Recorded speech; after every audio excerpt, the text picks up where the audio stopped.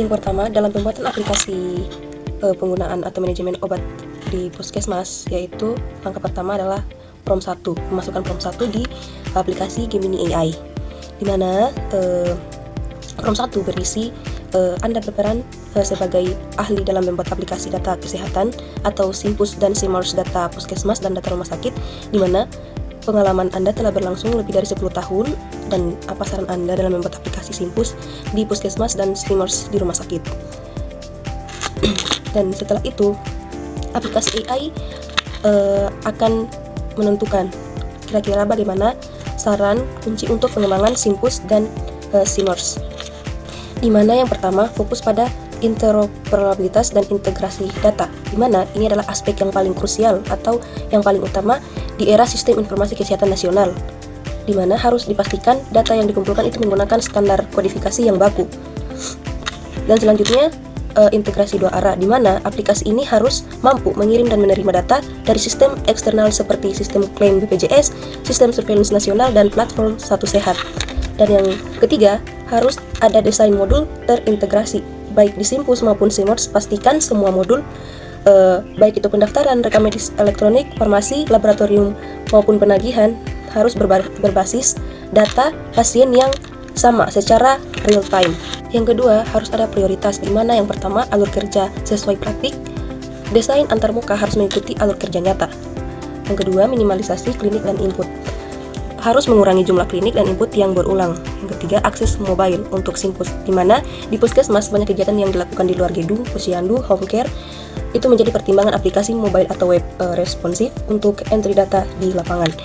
Dan yang keamanan data dan kepatuhan regulasi, di mana data kesehatan adalah data sensitif yang dilindungi undang-undang. Yang pertama, kepatuhan PDN, di mana pastikan sistem Anda mematuhi peraturan dan perundang-undangan terkait perlindungan data pribadi di Indonesia. Yang kedua, manajemen hak akses ketat, di mana harus menerapkan otoritasi berbasis peran. Yang ketiga, audit trail, yaitu setiap tindakan atau penambahan harus tercatat lengkap dengan siapa yang akan melakukannya. Yang selanjutnya adalah Business Intelligence atau BI dan dukungan keputusan, di mana aplikasi ini harus menghasilkan informasi, bukan hanya menampung data.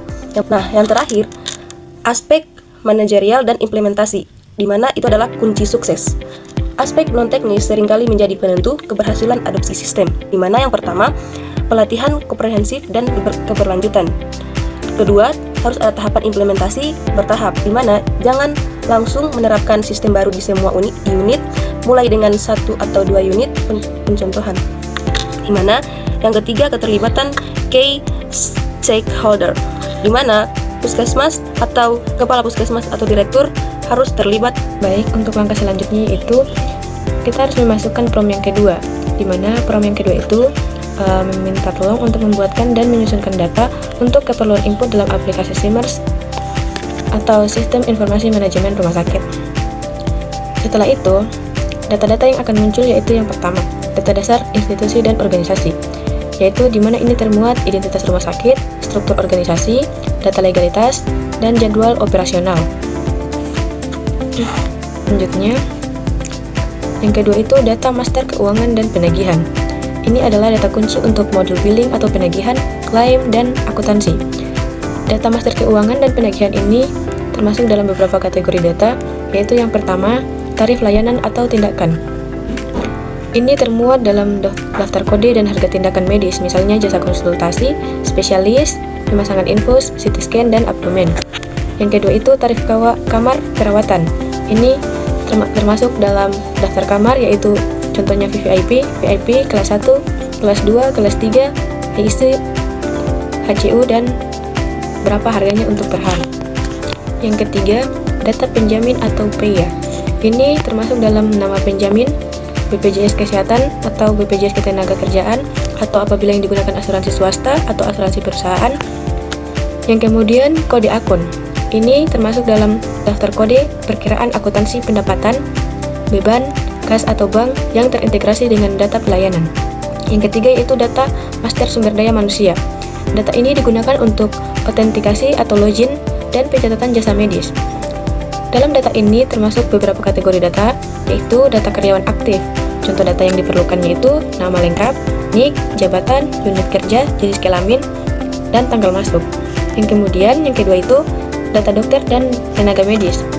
Contoh data yang diperlukan: nama dokter, nomor SIP atau surat izin praktik, spesialisasi, presentase, dan jasa medis. Yang ketiga itu daftar unit atau poli atau klinik. Contoh datanya yaitu kode unit, misalnya INT untuk interna, RAD atau radiologi, dan lokasi fisik. Yang keempat, hak akses atau role. Ini data yang diperlukan yaitu penetapan peran pengguna, misalnya role-nya adalah dokter, atau poli A, role petugas pendaftaran, atau role kepala instalasi farmasi. Yang keempat itu data master farmasi dan logistik. Data ini sangat kompleks dan memerlukan kodifikasi yang ketat. Terdapat beberapa kategori data. Yang pertama, daftar obat atau formularium. Contoh data yang diperlukan: kode obat. Kemudian, nama generik, dosisnya, satuannya, harga beli atau harga jualnya. Yang kemudian, daftar bahan medis habis pakai atau BMHP. Data yang diperlukan, contohnya, nama BMHP, misalnya sarung tangan steril, kasa. Yang kedua itu kode item atau satuannya. Yang ketiga, data supplier atau PBF. Contoh data yang diperlukan yaitu nama pemasok, kontak, alamat, dan syarat pembayaran. Dan yang kelima itu data kodifikasi atau pelaporan. Data standar yang harus digunakan untuk integrasi ke sistem eksternal atau Kemenkes atau BPJS. Di mana ada 3 kategori data. Yang pertama itu kode diagnosa. Contoh datanya yaitu ICD-10 atau International Classification of Disease 10 Heart Revision. Sumber datanya yaitu standar WHO. Yang kemudian yang kedua itu kode tindakan. Ini ICD-9-CM atau International Classification of Disease 9 Revision Clinical Modification atau kode prosedur lainnya. Yang ketiga, kode status pasien. Contoh data yang diperlukan: jenis kunjungan, baik baru ataupun lama, cara pembayaran, contohnya umum atau BPJS, status perkawinan, dan pendidikan. Selanjutnya, syarat untuk implementasi data-data tersebut. Yang pertama, validasi ulang atau data cleaning.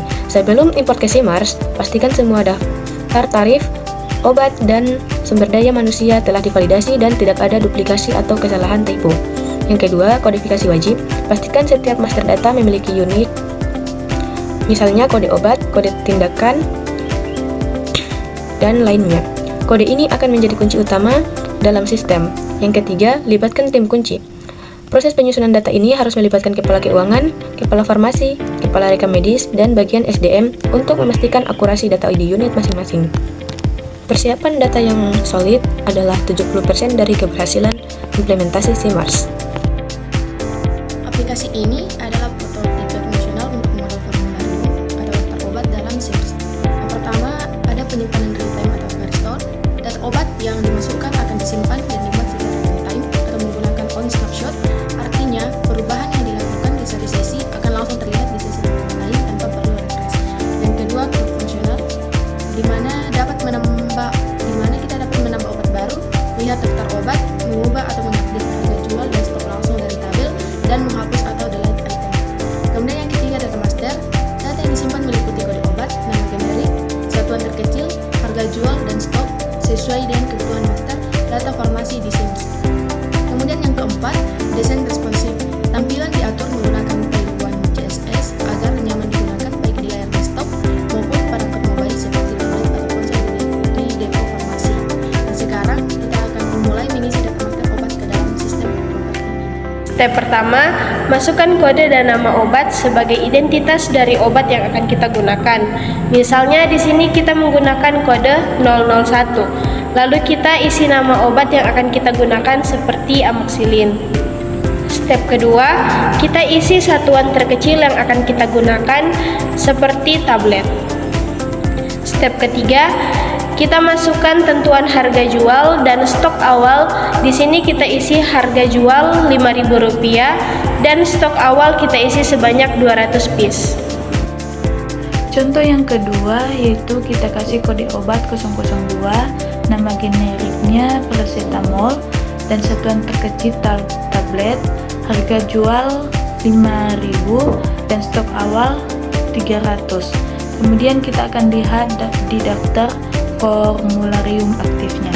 Kemudian contoh yang ketiga, kode obat 003, nama generik